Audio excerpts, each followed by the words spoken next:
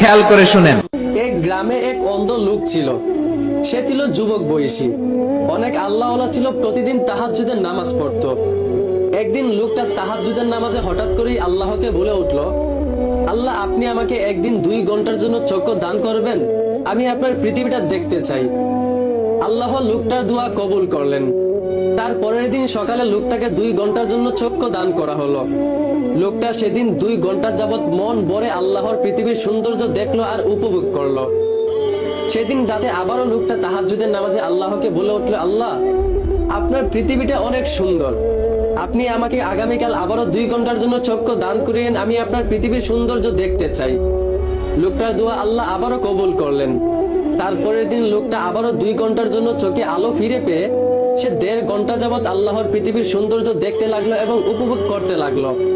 হঠাৎ করেই লোকটার চোখে এক সুন্দরী মেয়ে পড়লো। লোকটা ওই মেয়েটার দিকে অবাক দৃষ্টিতে তাকিয়ে থাকলো।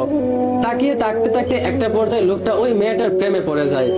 হঠাৎ করে লোকটার চোখটা আবারও অন্ধ হয়ে যায়, কারণ তার 2 ঘন্টা সময় পেরিয়ে গিয়েছিল। লোকটা সেদিন রাতে আবারও আল্লাহর কাছে কান্না করে বলতে লাগলো, হে আল্লাহ, আপনি আগামীকাল আবারও আমাকে 2 ঘন্টার জন্য চক্ষু দান করিয়েন। আল্লাহ লোকটার দোয়া কবুল করলেন। তারপরের দিন সকালে আবারও লোকটাকে 2 ঘন্টার জন্য চোখে আলো দেওয়া হলো। কিন্তু সেদিন লোকটা আল্লাহর পৃথিবীর সৌন্দর্য দেখলো না, বরং চলে গেল ওই মেয়েটার সঙ্গে দেখা করতে। মেয়েটার সঙ্গে লোকটা 2 ঘন্টা যাবত কথা বললো এবং এই কথা বলার মাঝখানেই তাদের মধ্যে প্রেম হয়ে গেল। তারপরের দিন রাতে লোকটা আবারও তাহাজ্জুদের নামাজে কান্না করে আল্লাহর কাছে বলতে লাগলো, হে আল্লাহ, আপনি যদি আমাকে প্রতিদিন এইরকম 2 ঘন্টা করে চোখে আলো দিতে পারেন, তাহলে আপনি তো এই ক্ষমতাও রাখেন চিরদিনের জন্য আমার চোখে আলো ফিরিয়ে দিতে। দেন না আপনি আমার চোখে চিরদিনের জন্য আলো ফিরিয়ে। আল্লাহ ওই অন্ধ লোকটার দোয়া কবুল করলেন। তারপরের দিন সকালে তার চোখে আলো চিরদিনের জন্য ফিরিয়ে দেওয়া হলো। লোকটা তারপরের দিন সকালে সাথে সাথেই চোখে আলো পেয়ে ওই মেয়ের সঙ্গে দেখা করতে চলে গেল। তাদের মধ্যে প্রেমটা অনেক জমে গেল। এইভাবে আস্তে আস্তে লোকটা আল্লাহকে ভুলে গিয়ে মেয়েটাকে বেশি ভালোবাসতে শুরু করলো। প্রথম প্রথম সবকিছু ঠিক থাকলেও কিছুদিন পর হঠাৎ করে মেয়েটা ছেলেটাকে ভুলে গিয়ে অন্য একটা ছেলেকে ভালোবাসতে শুরু করলো। ছেলেটা এইটা দেখে সহ্য না করতে পেরে সে কষ্ট পেয়ে মেয়েটাকে দুনিয়া থেকেই সরিয়ে দিল। সেদিন রাতে সে আবারও বহুদিন পর আল্লাহর সামনে তাহাজ্জুদের নামাজে দাঁড়ালো। সে মুনাজাতে কান্না করতে করতে আল্লাহকে বলতে লাগলো, আল্লাহ, আমি কি ভুল করেছিলাম, কি দোষ করেছিলাম যে আমি আজ এত বড় কষ্ট পেলাম।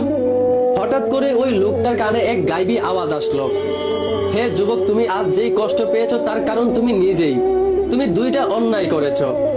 এক হলো তুমি আল্লাহর কাছে চক্ষু চেয়েছিলে দুনিয়া দেখার জন্য, কিন্তু তুমি ওই চোখ দিয়ে হারাম নারী দেখেছো। দ্বিতীয়ত তুমি চোখে আলো পেয়ে এক হারাম নারীর সঙ্গে হারাম রিলেশন করেছো। মূলত তোমার এই 2টা দোষের কারণেই তুমি আজ এত বড় কষ্ট পেয়েছো। আর শুনো হে যুবক, একটা কথা ভেবে দেখো, সামান্য তুমি এক নারীকে ভালোবেসেছিল, সে তোমাকে ধোঁকা দিয়েছে বলে তুমি কষ্ট পেয়েছো। অথচ যেই আল্লাহ তোমাকে এত মায়া করে চোখে আলো ফিরিয়ে দিয়েছেন, অথচ তুমি সেই আল্লাহকে ভুলে গিয়ে এক নারীকে বেশি ভালোবেসেছো।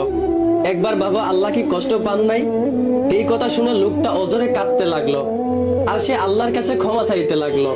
লোকটা তখন বুঝতে পারলো যে হারাম জিনিস করে কখনো আরাম পাওয়া যায় না, আর আল্লাহকে ভুলে গিয়ে মানুষকে বেশি ভালোবেসে কখনো সুখ পাওয়া যায় না। এই গল্পটা আপনাদের কাছে এই জন্য শেয়ার করলাম, কারণ আমাদের সমাজের মানুষটা আজ এত পরিমাণ হারাম রিলেশন করতেছে। তারা হারাম রিলেশন করে কষ্ট পায়, আবার আল্লাহর কাছে বিচার দেয় যে আল্লাহ, আমি কি দোষ করেছি আমি যে কষ্ট পেলাম। কেন রে ভাই, আপনার দোষ কি আপনার চোখে পড়ে না? আপনি যে বিয়ের আগে হারাম রিলেশন করলেন, এটা কি আপনার দোষ না? যাই হোক, আমি আর কিছু বলতে চাই না। আমি যেটা বুঝাইতে চাইছি আশা করি আপনারা বুঝতে পারছেন। ধন্যবাদ।